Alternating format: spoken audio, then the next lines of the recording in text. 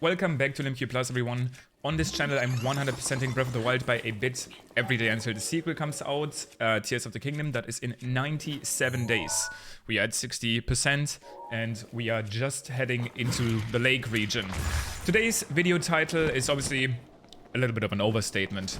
Breath of the Wild speedrunning hasn't technically made me poor, but I have spent a lot of money on it, and today I will explain you why, because I am playing on a new Pro controller. I do personally play Breath of the Wild, especially when it comes to speedruns with a Pro controller. People do ask me this occasionally, what controller I use. I'm just not really a big fan of the Joy-Cons. Technically, I would say for your hands, Joy-Cons can actually be advantageous for the simple reason that whistle sprinting can be done without claw gripping. A lot of people don't like the claw grip, which is something that a lot of speedrunners do. It's essentially a specific way to hold your controller to be able to do things like whistle sprinting a little bit easier. Okay, so I don't have this Korok that's randomly here somewhere yet. I think it's in the next little opening. So they do have advantages, but my hands are a little bit too big for Joy-Cons, and I don't really like the feel of them, so I've never messed around with them. I also never used the Joy-Con grip, or again, both Joy-Cons at once. The reason, once again, whistle sprinting is easier is because you can technically use both Joy-Cons at once, and then make sure that your right thumb touches the whistle button on the other Joy-Con, making it a little bit more comfortable. I use the Pro controller, and the Pro controller is... it is alright. So, just to go back to the video's title, this is, I think, my Pro controller number 8. Which means I have had 8 Pro controllers now. Each of them retail for a little bit over 60 euros in Germany. So I'm getting close to have spent around 600 euros on Pro controllers. To be fair, I have played Switch games in general for around 8,000 hours. And a lot of my Pro controllers were actually broken when I was still speedrunning Super Mario Odyssey. In Super Mario Odyssey, there's a speedrunning trick called the spin pound, where you essentially spin your stick twice before you start moving around, which gives you a little bit of a head start. Like, it starts making you move quicker. And that's a trick that you'll basically find all over Odyssey. You'll see that all the time. And it definitely broke some of my controllers down, because a very common problem with Switch controllers, and the Joy-Cons unfortunately also have that same problem, if not worse, is something called stick drift, where after a while of using your controller, your sticks won't really do what you want them to do anymore. You're gonna start, like Link in this instance is gonna start randomly turning around or going into the wrong direction. And obviously for speedruns that is very bad. Like, to the point where I have had speedruns where Link would like turn away from the laser parry against Calamity Ganon at the very end, and I would lose speedruns because of that hardware issue. Now, I don't think Pro controllers are necessarily expected to last 1,000 hours. Maybe they are, maybe they should be. I don't know what your experience is with other controllers. I'm not usually a big console player, so the Switch was actually the first console that I really played a lot on. I played a little bit of PlayStation, and I played some games with Xbox controllers. But mostly on the PC. Oh, I thought my square bomb was still a gun. Wait, this is actually really bad. It looks like I'm gonna have to intentionally drown. That's probably gonna be faster than trying to swim over here. About to collect a bunch of Koroks here. You can already see one up there on the bridge of Hylia. But yeah, basically, I don't know if Pro controllers should last 1,000 hours. I feel like for the price, it's fair to be expected. But then again, that's the point of the video. As speedrunners, you tend to do a lot of tricks that also break down your controller faster. In Odyssey, it's spin pounds, and this game, more frequently, the BLSS glitch. So I'm not really complaining. What I am complaining about, and this is something that I think a lot of people experience casually, is that this drift issue isn't really properly addressed. I think Nintendo does technically take Joy-Cons for a repair if the drifting issue starts occurring, but it can take like lots of weeks until you actually get your controller back, and it doesn't seem like they've actually been really putting an effort to fix this issue. Great Korok here, by the way, something that's always worth shouting out. I don't know, I'm sure there's at least one singular viewer right now of this video that has never seen this Korok. You pick up a random tree branch and you get one. It's definitely a one of a kind. Always cute to get this one. This is one of my favorites for sure. But yeah, basically the stick drift issue is not really properly addressed in my opinion. That's issue number 1. And issue number 2, which is an even bigger one, is the Pro Controller's D-pad. Yes, the Pro Controller, in my opinion, is the best way to play Breath of the Wild, especially if you're trying to play it well. Optimize things like your combat and your speed and your movement. I think it does give you some advanced... It does make it easier for you to play the game well. That being... No, I'm not going to say it. I'm not going to say that being, you know, the thing. However, you can obviously play the game on Joy-Cons well, too. Some of the best players in the world do play the game on Joy-Cons. But I think the Pro Controller and most high-level runners and combat players agree, makes it a little bit easier.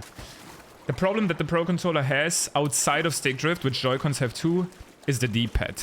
There is actually some emotes on Twitch. So if you ever do watch Twitch, people like using emotes there instead of just chatting.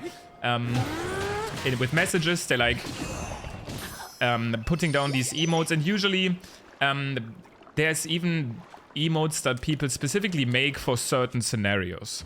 And one emote that was created for Breath of the Wild is called D-Bad. So instead of D-Pad, it's D-Bad, because the Pro Controller D-Pad is horrible. I cannot tell you the amount of times that I've seen people lose speedruns, or lost speedruns myself, trying to press D-Pad left and the rune menu would come up. Trying to press D-Pad right and the rune menu would come up. Randomly whistling when you're trying to press D-pad left or right, and then having enemies hear you. It is an incredibly common issue, to the point where people have revealed fixes of opening up your Pro Controller, which is something I will literally be doing later before I start speedrunning again, to apply tape to make that issue a little bit less prevalent. And it's a very common thing actually in the speedrunning community to 3D print a better D-pad to use on your controller instead, with how bad the Pro Controller D-pad and how unresponsive the Pro Controller D-pad really is. Those are basically my main concerns with the Pro Controller. I think overall it's a decent controller. This is not like a review, and I'm not going to tell you to buy one. I guess I kind of just wanted to mention my frustrations with it, as I just bought another one which arrived today. I am looking forward to breaking it in, because all of this said... Okay, I kind of changed up the wording there. All of this said... If you're confused, by the way, I feel like I've recently been saying that being said way too much, and I'm trying to avoid it. It's just a nice fill word in videos like this, where you don't use a script and you just randomly rant. I am still looking forward to using this controller, because a new Pro Controller does feel nice for the first month or two. Not sure if there's going to be a Tears of the Kingdom Special Edition Pro Controller. There were some leaks about a Tears of the Kingdom OLED Switch that might be available for purchase soon, TM. But I don't know about a Pro Controller. I would obviously be interested in getting it. I do want to quickly talk about something about yesterday's video, because I feel like people misunderstood me quite a bit, and were kind of upset at me for potentially being too negative about what I said about Nintendo's tweet of the 100-day milestone. If I sounded like I was really upset at this tweet, or for some reason thought this changes everything, I really didn't. I was surprised by this tweet. Keep in mind, we're talking about Nintendo, a company that has literally not even tweeted for Zelda's 35-year anniversary. It's rare to see them acknowledge, at least I feel like as a fan, it was rare to see them acknowledge the game, Tears of the Kingdom in general, and was usually only done during directs. So I was surprised to see this tweet, and also thought it might suggest that the direct would probably at least not happen on the day or at the end of this week.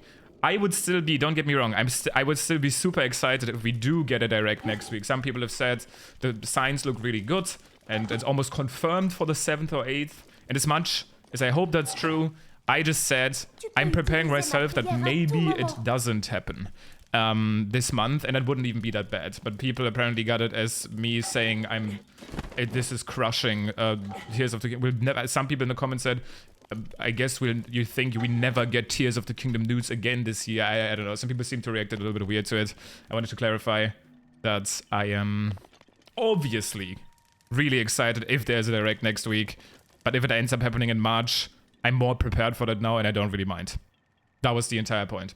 Okay, we got Farosh. I also just realized that we had, I think that was Mifa, French Mifa, talk to us. I actually did some any percent speedruns yesterday, which I am trying to get a 25-minute time in before Tears of the Kingdom comes out in May.